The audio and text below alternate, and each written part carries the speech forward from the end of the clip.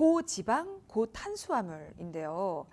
사실 고지혈증을 유발하는 원인은 여러 가지일 텐데 그 중에서도 식습관이 가장 중요하다고 들었어요.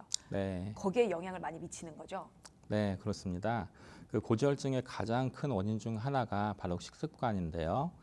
특히 포화지방과 트랜스지방 이런 것들이 많은 식단은 그 나쁜 콜레스테롤인 LDL 수치를 높이게 되고요.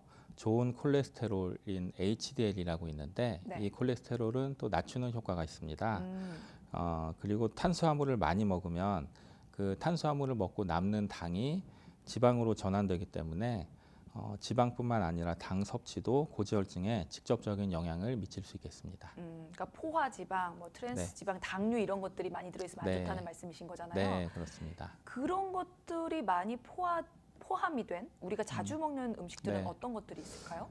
예를 들면 삼겹살이라던가 치즈나 버터, 아이스크림 이런 유제품들에 포화지방이 많이 있고요. 그리고 과자, 도넛, 튀김, 그리고 마가린 이런 것들에는 트랜스 지방이 좀 많이 숨어 있습니다. 그리고 흰 쌀밥이라던가 떡, 그리고 국수, 면류 같은 것들, 그리고 빵이나 설탕이 많이 든 음료, 디저트 이런 것들에는 당연히 탄수화물이 많아서 중성지방을 올리는 주범이 될 수 있습니다. 그리고 이런 식품들을 계속해서 습관적으로 섭취하게 되면 혈중 지질 수치가 계속해서 위험 수준으로 올라갈 수밖에 없습니다. 안타깝네요. 너무나 맛있는 것들이 많이 포함이 돼 있어서 네, 정말 매일 먹는 것들이 대다수 포함이 돼 있는데 네, 그렇죠. 지금 지질 수치라고 말씀을 하셨어요. 네. 그러면 고지혈증에서는 어떤 수치들을 좀 체크를 해봐야 하는 겁니까? 네, 그 처음에도 말씀드렸듯이 고지혈증을 진단할 때는 그 네 가지 주요 지질 수치를 확인하게 되는데요. 네. 총 콜레스테롤이 있고요. LDL 콜레스테롤, 그리고 HDL 콜레스테롤, 중성지방 그 네 가지가 있습니다. 여기서 LDL 콜레스테롤이 아까 잠깐 언급했는데 이게 나쁜 콜레스테롤이라고 불리게 되고요. 네네. 이게 혈관 벽에 쌓여서 동맥경화를 유발하기 때문인데요. 그 HDL 콜레스테롤이라고 또 좋은 콜레스테롤이 있는데 네네. 이게 혈관 내에 쌓여 있는 LDL을 제거하는 역할을 합니다. 중성지방 수치 이것도 중요한데요. 과도한 탄수화물 섭취에 의해서 쉽게 높아지는 경향이 있습니다. 그래서 HDL은 높을수록 좋은 거고요. 나머지 세 가지 LDL, 총콜레스테롤, 중성지방 이 수치는 일단 기준치보다 높으면 고지혈증 또는 이상 지질 혈증 이렇게 진단하게 됩니다. 지질 수치 네 가지가 있는데 네. 이것 중에 HDL 콜레스테롤 네. 이 수치만 높아야 좋은 거고 네, 나머지 그렇습니다. 수치는 낮아야 되는 거고요. 네, 근데 이제 지금 헷갈리는 게 용어 정리가 지금 잘 안 되거든요. 네, 고지혈증, 뭐 이상지질혈증, 고콜레스테롤 혈증으로도 불리기도 하는데 이게 다 같은 거예요? 네. 그 용어가 좀 많이 있긴 한데요. 그 비슷하지만 조금씩 다르긴 합니다. 예전에는 그 총 콜레스테롤 이것만 측정했기 때문에 단순히 수치가 높으면 그냥 고콜레스테롤 혈증 이렇게 표현을 했고요. 네. 그 후에는 중성지방, 아까 말씀드린 중성지방 같은 다른 지질도 함께 측정하게 되면서 고지혈증 이러한 단어가 나왔습니다. 그리고 최근에는 HDL 콜레스테롤처럼 수치가 낮아도 문제가 되는 항목까지 다 포함해서 이상 지질 혈증이라는 용어를 현재는 공식적으로 사용하고 있습니다. 요약하면 고콜레스테롤 혈증은 옛날 용어고요. 고지혈증은 중간 개념으로 볼 수가 있고 이상 지질 혈증은 현재는 가장 포괄적인 진단명으로 볼 수 있습니다. 그러면 고지혈증 대신에 이상지질혈증도 요즘에 정말 많이 쓰시던데 네. 뭐 어떤 차이가 특별히 있는 건 아니에요? 같이 혼용해서 써도 되는 겁니까? 네, 그 고지혈증은 예전 용어로 단순하게 콜레스테롤이 높다 그리고 지방이 많다 이런 뜻에 좀 초점을 맞추고 있고요. 네. 반면에 이상 지질 혈증은 전체 지질 대사 불균형 이런 것들을 모두 포함하는 용어입니다. 포함하는 것들이 좀 다르긴 한데 그래서 요즘엔 건강검진 결과라던가 건강진단서 이런 진단서에는 이상 지질 혈증 이런 용어가 더 정확하고 공식적으로 그렇게 사용되고 있습니다. 정확한 용어로 표현을 하자면 이상 지질 혈증이 요즘에는 맞다. 네, 그렇습니다. 네. 하지만 이제 예전에는 고지혈증으로 많이 썼고 그리고 네. 많이들 또 고지혈증으로 알고 계시거든요. 네, 지금도 그렇습니다. 그렇죠. 그래서 네. 이 시간은 그래도 정확한 용어는 이상 지질 혈증이지만 고지혈증으로 통일해서 좀 표현을 하도록 하겠습니다. 네.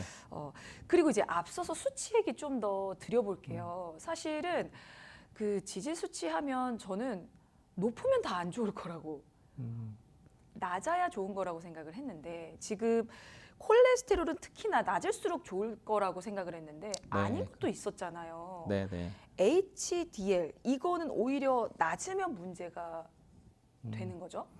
네, 그렇습니다. 그 HDL 콜레스테롤은 좀 예외인데요.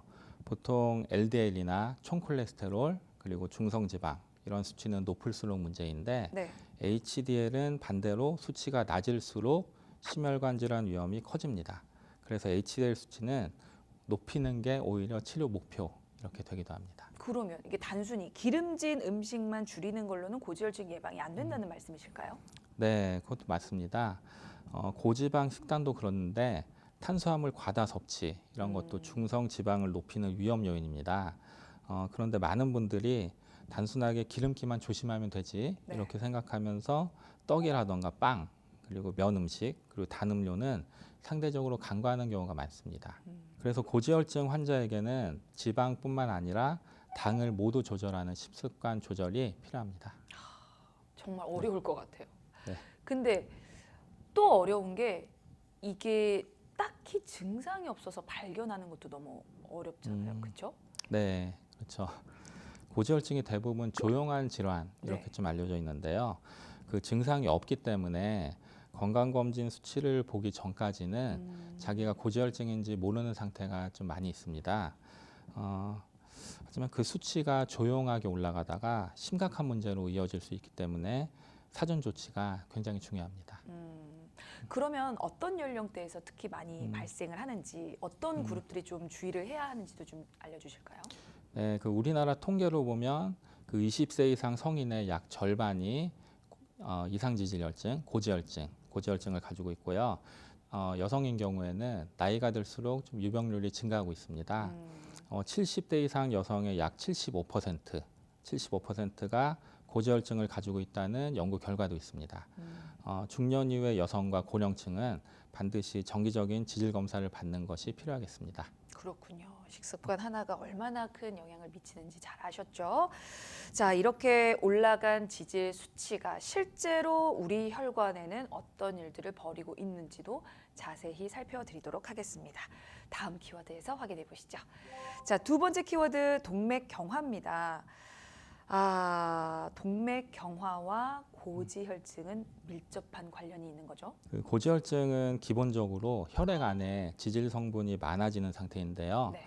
이 상태가 지속되면 LDL 콜레스테롤이 혈관 벽에 과도하게 침착하면서 죽상경화반이라는 것을 형성하게 되는데 이게 딱딱한 찌꺼기 덩어리로 볼 수가 있습니다. 이게 점점 자라면서 결과적으로 혈관을 좁히게 되는 거고요. 탄력을 잃게 만들게 되고 그래서 동맥경화가 발생합니다. 혈관이 굳고 막히는 병이 동맥경화라고 볼 수 있습니다. 고지혈증 때문에 동맥경화가 생길 수 있다는 말씀이시네요. 네. 피에 기름기가 많아지면서 끈적해지고 그로 인해서 혈관이 줄어들거나 이제 막힐 수 있다. 네. 그래서 동맥경화도 사실 많이 들어본 질환 중에 하나인데 동맥경화는 초기에 느껴지는 자각 증상 없습니까? 네, 이게 안타깝게도 대부분 자각 증상은 없는 걸로 되어 있습니다. 초기에는 잘 느끼지 못하기 때문에 뭐 침묵의 진행 이렇게라도 좀 표현할 수 있겠고요. 문제가 생기는 시점은 이미 혈관이 많이 좁아진 시점인데요. 그래서 심장이나 뇌에 혈관 공급이 부족해지고 그래서 심각한 합병증이 발생할 수 있습니다. 그때 가서의 협심증이라던가 뇌졸중 그리고 말초 혈관 질환 같은 심각한 결과가 나타나게 되고요. 그래서 조기 발견과 예방이 많이 중요합니다. 근데 뭐 증상이 나와야 조기 발견을 할 수 있을 텐데 그조차도 너무 어렵네요. 네. 그러면 고지혈증이 진행이 돼서 동맥경화가 될 수 있는 건데 고지혈증이 어느 정도나 진행이 되면 동맥경화로 발전할 수 있는 거예요? 그 기준이 있습니까? 네, 그 이거 환자분들도 많이 물어보시는 건데요. 네. 사실 명확한 수치 기준이 있는 건 아니고요. 그 지속 기간이라던가 다른 위험 요인 이런 동반 여부가 좀 많이 중요하게 되겠고요. 예를 들어서 뭐 고혈압, 당뇨, 흡연 그리고 가족력 이런 것들과 함께 특별한 조치가 없이 방치가 되면 동맥경화의 위험이 훨씬 더 커지고 빠르게 진행된다고 볼 수 있겠습니다. 특히 LDL 수치가 높고 HDL 수치가 낮은 조합은 특별히 매우 위험한 상태입니다. 그렇죠. 공식처럼 뭐 고지혈증이 수치가 얼마가 높고 몇 년 진행이 되면 동맥경화가 됩니다.